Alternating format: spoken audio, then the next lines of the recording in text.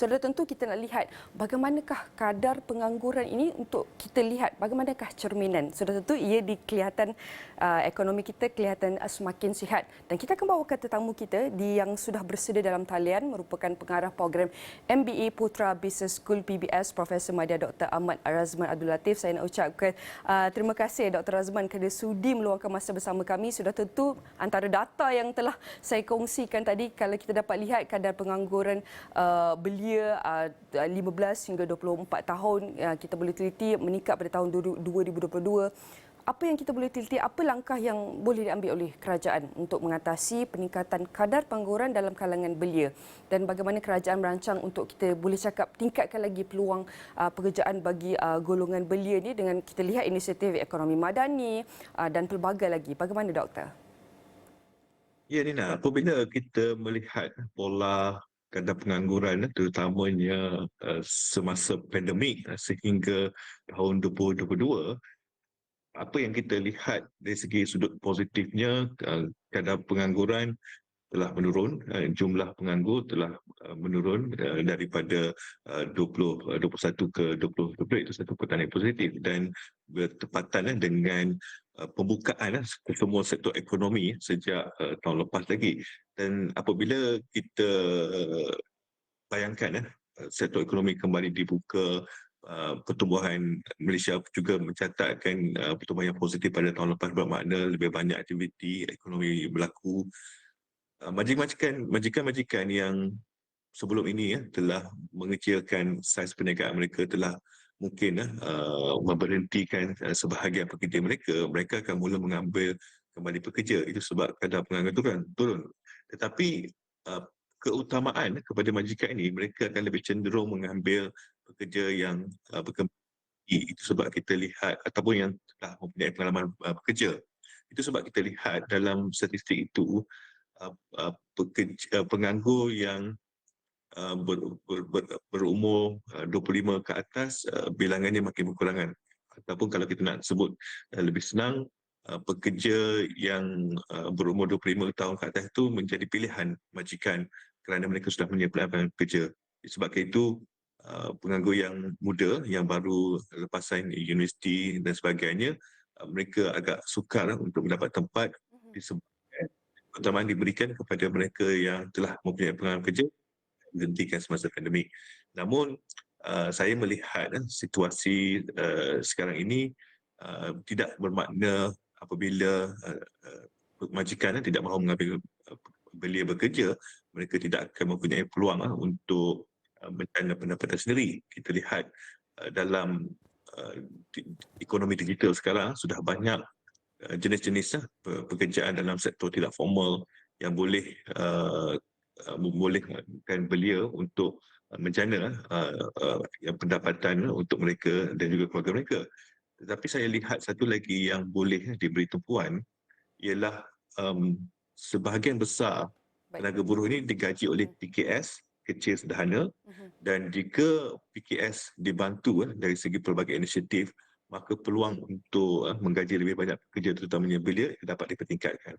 Baik, bercakap mengenai PMKS, PKS, kita dapat teliti bahawa antara sokongan inisiatif diberikan dalam Belanjawan 2023 lalu telah menerapkan usaha sokongan terhadap sektor ini. Sudah tentu apabila bercakap mengenai PKS, mereka adalah usahawan peniaga yang bekerja sendiri, dan saya nak kongsikan lagi antara sedikit intipati daripada DOSM ini mengenai antara laporan daripada menunjukkan statistik tenaga buruh. Dan kalau kita teliti penduduk bekerja mengikut taraf pekerjaan, kalau anda teliti di statistik di depan ini menunjukkan iaitu antara 4 jenis taraf pekerjaan di sini kalau anda teliti, dan yang paling tinggi iaitu dirangkumi oleh iaitu pekerja sebanyak 78.3%, hampir mencecah iaitu kita boleh cakap 80%, dan ini kita boleh cakap ini paling tinggi berbanding jenis taraf pekerjaan yang lain yang itu diikuti sebagai pekerja sendiri sebanyak 15.1%, ada termasuk juga dengan majikan dan juga pekerja keluarga tanpa gaji. Seperti yang Prof katakan tadi, PMKS, PKS ini adalah antara pemberi sumbangan kepada KDNK negara kita. Sudah tentu kita nak lihat, tapi mengikutkan penduduk yang bekerja kat sini, kita lihat bekerja sendiri yang kita boleh teliti antara mereka adalah usahawan sendiri. Mereka bekerja sendiri secara bebas. Tapi ia masih rendah 15.1% dan pekerja tu kita lihat ramai 80%. Jadi mungkin bila kita nak tingkatkan usahawan, kita mungkin kena tingkatkan taraf pekerjaan di sini. Jadi Prof boleh kongsikan bagaimana untuk kita boleh cakapkan perkukuhkan lagi usaha agar kita dapat tingkatkan lagi, iaitu pekerja bekerja sendiri terutama dalam kalangan usahawan, keusahawan dan bergerak ke hadapan. Bagaimana doktor? Memang kita mahu menggalakkan lebih ramai lagi individu mempunyai perniagaan sendiri ataupun bekerja sendiri, kerana apabila mereka mampu mengembangkan perniagaan, mereka juga akan turut dapat membantu menggaji mengambil lebih banyak pekerja.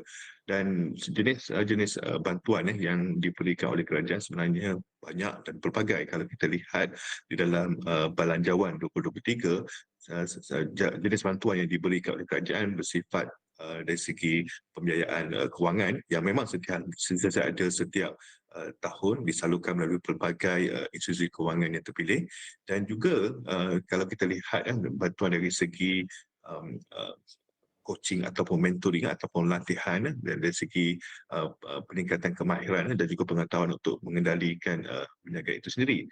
Namun satu lagi yang saya lihat, satu potensi untuk rakyat kita terutama ni yang ingin bekerja sendiri adalah peluang yang telah dimeterai oleh kerajaan kita dari segi pelbagai perjanjian perdagangan, RCEP, CPTPP, dan juga kalau kita lihatlah banyak MOU yang telah ditandatangani oleh negara dengan pelbagai negara serantau untuk membolehkan mana-mana industri ataupun peniaga yang mahu meluaskan pasaran mereka di peringkat Asia ataupun global mempunyai peluang untuk melakukan sedemikian rupa. Namun saya lihat masih lagi ada keperluan untuk beberapa lagi inisiatif untuk melancarkan lagi kembangan perniagaan itu dari segi infrastruktur. Akan kita menyebut tentang teknologi atas talian internet 5G dan juga infrastruktur yang sesuai dari segi rantai bekalan. Oleh itu, kalau macam mana kita nak menggalakkan mereka ini semua mampu bekerja sendiri dan mencari pendapatan, kita pastikan bahawa segala inisiatif dalam Belanjawan 23 itu dilaksanakan dengan sepenuhnya. Baik, doktor, daripada kita menyentuh isu pengangguran dan kita sentuh kepada aspek keusahawanan perniagaan, setelah itu saya nak beralih pula kepada iaitu beri tumpuan kepada sektor khususnya. Kalau saya kongsikan antara intipati lain dalam statistik tenaga buruh yang diterbitkan oleh Jabatan Perakam Malaysia sendiri, kita melihat penduduk bekerja ni, tadi kita lihat penduduk bekerja mengikut taraf pekerjaan mereka, tapi kita nak lihat bagaimanakah prestasi ataupun kedudukan penduduk bekerja mengikut sektor ini untuk tahun 2022. Kalau anda teliti di hadapan saya ini menunjukkan ada 5 sektor penduduk bekerja, dan kalau kita dapat teliti daripada kelima-lima sektor ini, satu sektor yang kita boleh cakap antara sektor yang memberi sumbangan yang tertinggi dalam kadar penduduk bekerja ini adalah sektor perkhidmatan, di mana ia telah mencatatkan pada tahun 2022 sebanyak 65%, itu peningkatan daripada tahun 2021. Manakala bukan sektor perkhidmatan saja yang mempunyai penduduk pekerja yang tinggi, tapi kalau kita lihat kepada sektor lain, itu sektor pembuatan.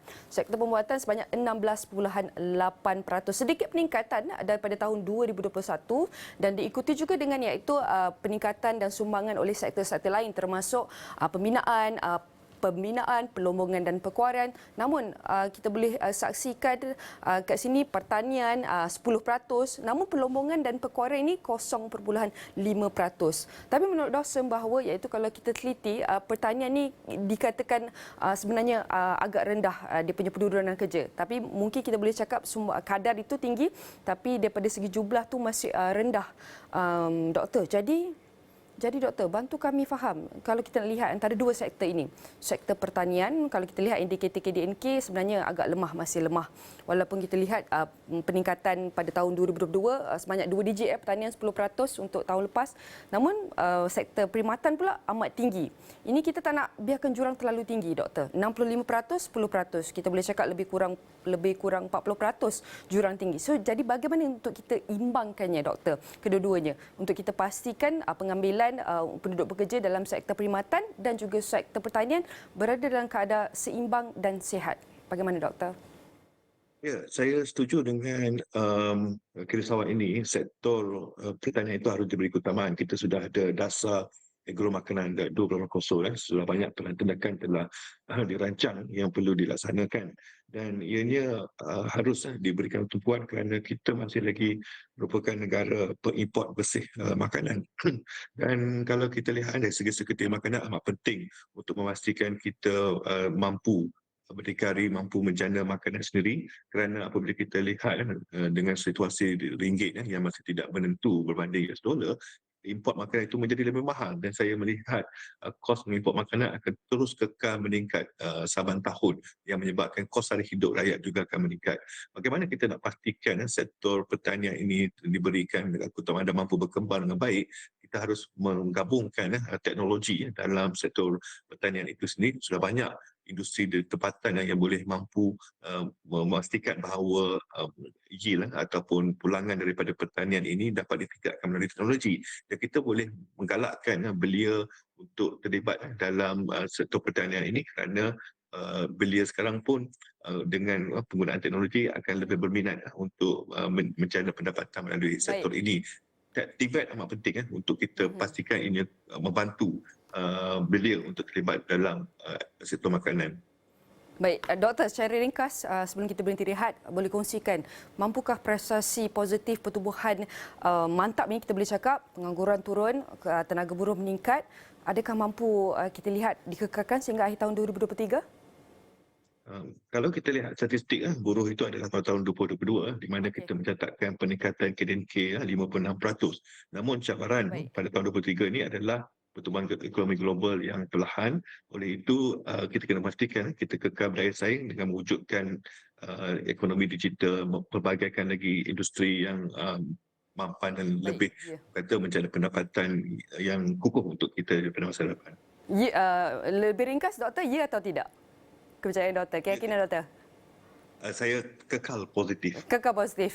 Saya harap, saya pun kekal positif dan harap penonton kita yang sedang menyaksikan ini pun kekal positif bergerak ke hadapan saudara itu. Kita berharap pasaran buruh kita kekal positif dalam masa jangka panjang demi kita kelangsungan ekonomi dan juga rakyat. Dan saya ucapkan terima kasih kepada tamu kita, pengarah program MBA Putra Business School PBS, Profesor Madya Dr. Ahmad Razman Abdul Latif, dan semuanya akan kami rangkumkan dalam astrawani.com, semua platform digital Astrawani.